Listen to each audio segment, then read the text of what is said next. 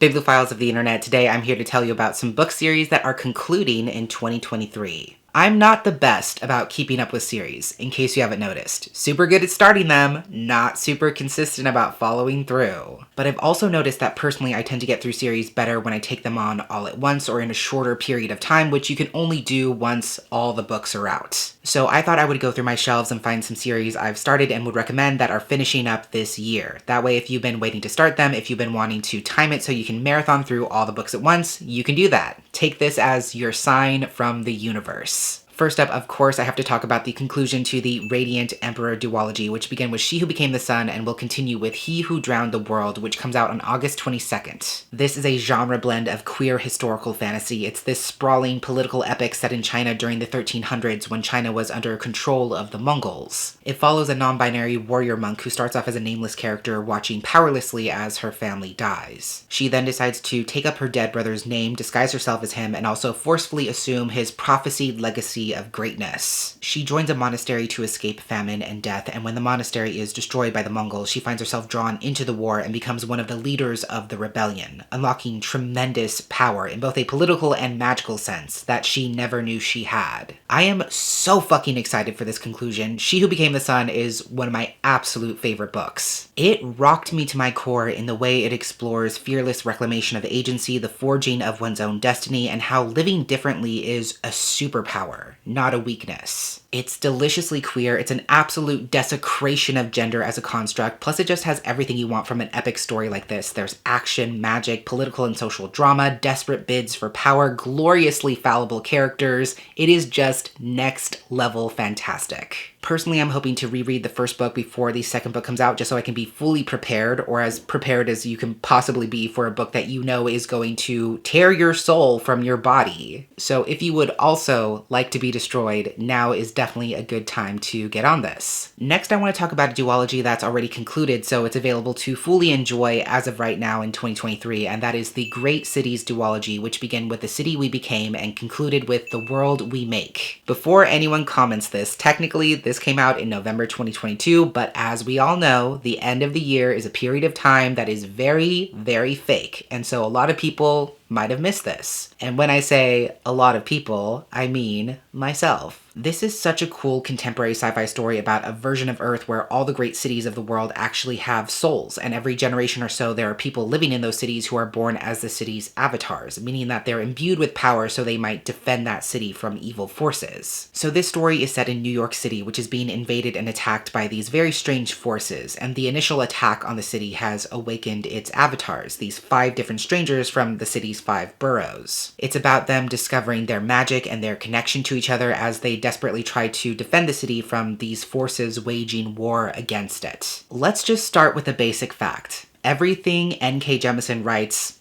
is perfection. You can disagree, but you would also be wrong. And if that's what you want for your life, I guess that's your choice. But in my very humble opinion, you absolutely cannot go wrong with any of her books, any of her series. Choose your own adventure, start wherever you want. It's gonna be great. Even after continuously raising the bar for herself, she is somehow able to once again outdo herself in this series. This is in many ways Jemisin's love letter to New York. She's able to capture all these images, emotional imprints, and experiences of mundane urban life and weave them into a unique kind of magic. And when the story reaches the narrative fulcrum and opens up to reveal itself for what it truly is, it's almost beyond the limits of human comprehension, but in the best possible way. I cannot wait to see how this series ends. I know there's been some mixed feelings, some discussions about how Orbit didn't let the series play out as the trilogy it was originally intended to be, which I'm sure affects the trajectory, but I wholeheartedly trust N.K. Jemisin with my life. Then I'm also really excited for the conclusion to the Black Sun trilogy, which is slated to end with the Mirrored Heavens on August 1st. It's another epic fantasy series set in the pre-Columbian Americas in a completely indigenous world, and it follows a rotating cast of characters who, in this first book, are all very strongly anticipating a rare solar eclipse known as the Convergence. This once-in-a-lifetime celestial event not only has religious and spiritual significance, but has also been foretold to be the unbalancing of the world. So all eyes are set on the holy city of Tova, over which this eclipse will take place, and when the story begins, a ship sets off to Tova, and that vessel is bearing a passenger who claims that his destiny is to arrive in Tova and unleash a reckoning at the hour of convergence. Rebecca Roanhorse is another incredible author who has never once let me down. I've loved everything I've read from her so far, and it feels like everything she's written has been laying the foundation for her to take on this series. It's epic, it's exciting, it's engaging, it has some of the most complex and magnetic characters I've ever read in a fantasy series. The world building is also incredibly effective and really lays the groundwork for the characters to move seamlessly from scene to scene and makes it very easy to keep track of their movement. I can honestly say I don't know where this third and final book is going to take us, but I can't wait to be back with these characters and see how they finally reckon with the fallout of the first two books.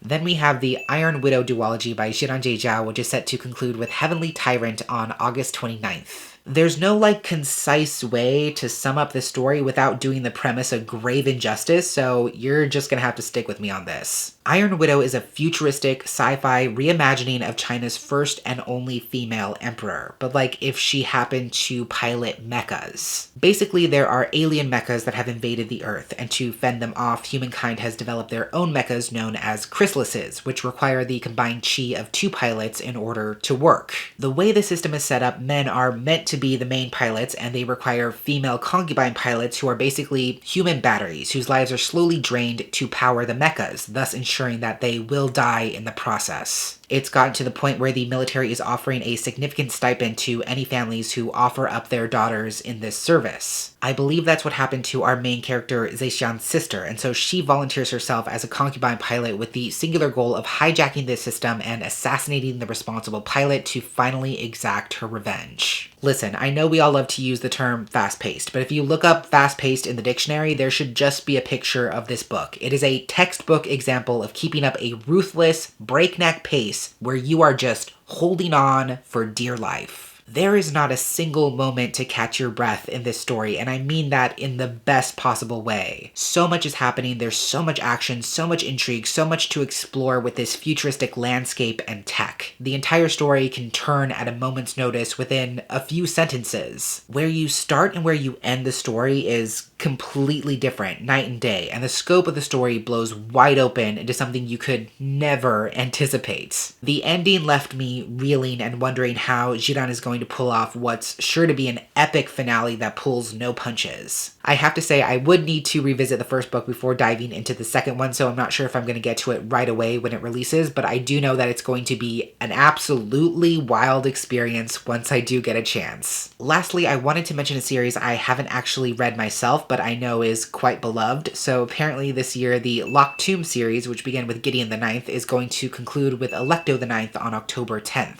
I think I could potentially be swayed to read this within reason, but again, I'm mostly mentioning this in case it's helpful for someone else. I feel like I shouldn't even attempt to summarize this. Everyone who's read it says the pitch is wrong, the official jacket copy doesn't begin to cover what it really is, so maybe I should just not. I remember when this first came out, the official tagline was lesbian necromancers in space, but people mostly refer to it now as a murder mystery in space, if anything, with buff, sword-carrying lesbians, layers of homoeroticism, lots of swears, and really bad puns. I genuinely have no idea, but I have to admit I am intrigued, even though the queers are more torn than ever over this series. And make no mistake, respectfully, if you're not queer, in this case, I really don't care what you think. Some people hate it. Some people love it. I have no idea where I would fall, but the passion the fandom has for this series is absolutely unhinged, and I say that with the utmost respect. Every time a new book drops, it's like they go through the 5 stages of grief. They're having the time of their life, they're having a great time, and then they get lost and confused, and then they don't know what's happening, and then they're being destroyed, and they're weeping. What is going on? I have no idea, but I kind of like being confused and destroyed. So if you've read this series, tell me honestly if you think I should try it for myself. And don't tell me to read it just because you like it or not to read it just because you don't. If you've actually watched more than one of my videos, seen the kinds of books I review and tend to enjoy, then and only then can you tell me whether you think I should fuck with this. Anyways, all of that was to say that the fourth and final book in this series is coming this fall, so whether you like it or not, now you know. So those are just a handful of series I've either started or know about that are coming to an end in 2023 or have already concluded but are available to fully enjoy in 2023 in one case. I'm sure there are many, many more, so if you have any other recommendations, be sure to drop them down below in the comments or feel free to share about any other previously completed series that you would also recommend. But that is everything I had to share for today. Thank you so much for watching, and until next time, educate yourself, be kind to yourself, take care of yourself, and I will catch you on the flip side of the page.